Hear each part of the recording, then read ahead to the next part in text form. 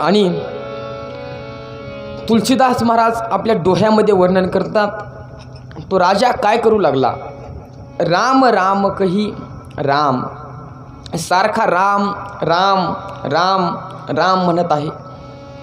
आणि गोष्ट अशी घडली, राम हे नाव घेत आहे, परंतु ते नाव आपल्या मुलाचं घेत आहे.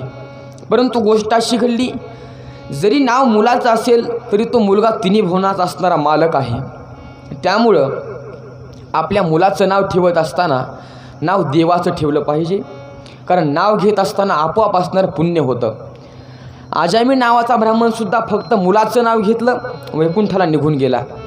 तसा राजा दशरथ एकदम असणारा मूर्छित अवस्थेमध्ये आहे, शरीरामध्ये ताकद कसलीसुद्धा नाही आणि स्वतःचा हात उचलू शकत नाही, पाय उचलू शकत नाही, एकदम मूर्छेमध्ये. जसं एखाद्या माणसाला अर्धांगवायू झालेला असतो, माणूस जागेवरून हलू शकत नाही, एवढी असणारी राजाची अवस्था फक्त रडून रडून झालेली आहे. राजा जागा होतो, परत मूर्छित होतो, परत जागा होतो, परत मूर्छित होतो आणि जागा झाला की सारखं राम राम राम करतो. आणि तुलसीदास महाराज वर्णन करतात, राम राम कही राम कही राम राम कही राम, आणि तनुपरिहारी रघुबर बिरवू गयऊ रघुधाम. जो काही राजा दशरथ होता, राम राम राम राम करत जे काही भगवंताचं निज धाम आहे, जो काही वैकुंठ धाम आहे, या वैकुंठ धामाला निघून गेला. राजानं आपला प्राण सोडून दिला आणि राजानं प्राण सोडून दिल्यानंतर त्या ठिकाणी असणारी कौशल्या माता आहे, सुमित्रा माता आहे. राजाला 703 पत्नी आहेत, परंतु 702 पत्न्या रडत आहेत, एकदम दुःखी आहेत आणि सगळी प्रजा रडत आहे. कारण गोष्ट अशी आहे, एक गीतकारानं वर्णन केलेलं आहे, खेळ कुणाला दैवाचा कधी कळला. देवात असणारा कसा खेळ आहे लोक बोलत आहेत. राम वनवासामध्ये गेलेला आहे आणि राजा दशरथ लगेच मरण पावलेला आहे. जे काही दुःखाची भूमिका असते, ही दुःखाची भूमिका एकदम सीमेच्या पलीकडे असणारी आहे. आपल्याला जर एखादा घाव लागला तर आपण रडतो, परंतु एखादा जर मोठा हादसा झाला, एखादा जर मोठा असणारा धोका झाला, माणसं रडत नाहीत. कारण ते दुःख एवढं असतं की त्या दुःखामध्ये माणसाला रडूसुद्धा येत नाही. एवढं असणारं दुःख. अगोदरच भगवंत वनवासाला गेलेले आहेत, लक्ष्मण गेलेला आहे, सीता गेलेली आहे आणि राजाचा मृत्यू झालेला आहे. त्यावेळी गोष्ट अशी घडली, गावामधले लोक जे आहेत त्या कैकेयीची निंदा करू लागले आणि कैकेयीची निंदा करत असताना लोक बोलू लागले, आत्तापर्यंत साहजिक होतं, आत्तापर्यंत ठीक होतं. स्वतःच्या मुलाकरता कैकेयीनं राजाकडून वरदान मागून घेतली, रामाला वनवासाला पाठवलं. परंतु जे काही अयोध्यामधले लोक होते त्यांना असणारा भरतावर थोडासा विश्वास होता आणि बोलण्याकरता सुरुवात केली. जो काही कैकेयीची असणारी भूमिका आहे, रामाला वनवासामध्ये पाठवलं. राजा दशरथ मरण पावला. तिला आता काय मिळणार, कारण भरतसुद्धा रामाचाच आहे, भरताचं रामावर प्रेम आहे. भरतसुद्धा राज्य घेणार नाही. कैकेयीला काय मिळालं आणि एकदम असणारी कैकेयीची निंदा करू लागली. परंतु निंदा करत असताना कैकेयीला अजिबात वाईट वाटत नाही. एखादा माणूस असतो, त्याला आपण कितीही मारा, कितीही शिव्या द्या, त्याला काहीसुद्धा वाटत नाही. आपण त्याला म्हणतो, जे काही लज्जेची असणारी भूमिका आहे याच्याजवळ थोडीसुद्धा नाही. संपूर्ण असणारी अयोध्या नगरी रडत आहे. नगरीमध्ये जे लोक आहेत, ज्यांच्याजवळ खाण्याकरता भाकर नाही, एकदम गरीब लोक आहेत, असे लोक रडत आहेत. कारण गोष्ट अशी असते, मेल्यानंतर रडण्याकरता माणसं फक्त घरची असावी लागतात अशी अजिबात गोष्ट नसते. माणूस जर मरण पावला, जर माणसाचा स्वभाव चांगला असला तर माणसाकरता पशु रडतात, पक्षी रडतात. लहान्या माणसाची गोष्ट सांगत नाही, सगळ्यात मोठ्याची सांगतो. छत्रपती शिवाजी महाराज वैकुंठाला निघून गेले आणि गेल्यानंतर त्यांचा एक कुत्रा होता, त्याचं नाव होतं वाघ्या. वाघ्या नावाचा कुत्रा डायरेक्ट शिवाजी महाराजांची जी काही आज्ञा देण्याची भूमिका आहे डायरेक्ट जाऊन शिवाजी महाराजांच्या चितेमध्ये उडी टाकून दिली. जर माणसाचा स्वभाव चांगला असेल तर माणसाकरता पशु रडतात, पक्षी रडतात.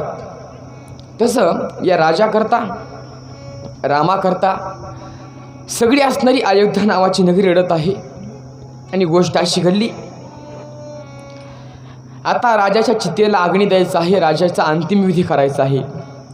परंतु नियम असा आहे, अग्नी देत असताना पित्याला मुलांना दिला पाहिजे. जर राजाला असणारा एखाद्या व्यक्तीला मुलगा नसेल, अग्नी मुलीनं दिला पाहिजे. परंतु गोष्ट अशी घडली, राजाला 4 मुलं आहेत, जवळ एकसुद्धा नाही. आणि बोलण्याकरता सुरुवात केली. राजाला मुलं आहेत, जोपर्यंत मुलाच्या हातानं आपण अग्नी देणार नाही, राजाचा जो काही उद्धाराची भूमिका आहे, जी काही मुक्तीची भूमिका आहे, राजाला मिळणार नाही.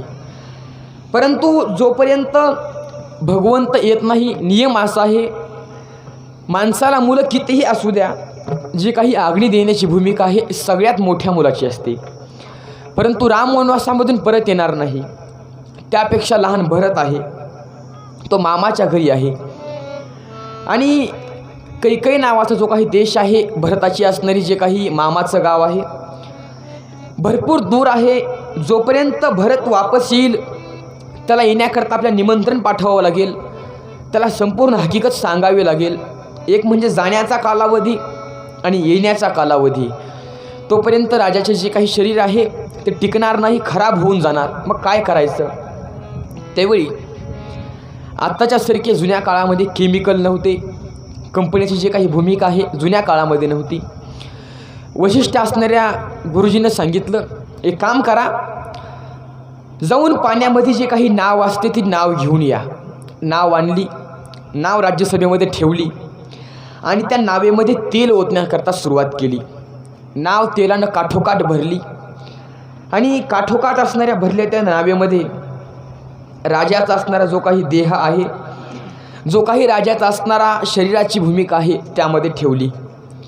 आणि कुलगुरू वशिष्ठांनी सांगितलं, सुमंता तू जा आणि जाऊन त्या भरताला घेऊन ये. पण एक गोष्ट कर, जो भरत आहे हलक्या काळजाचा आहे, त्याला दुःख अजिबात सहन होत नाही.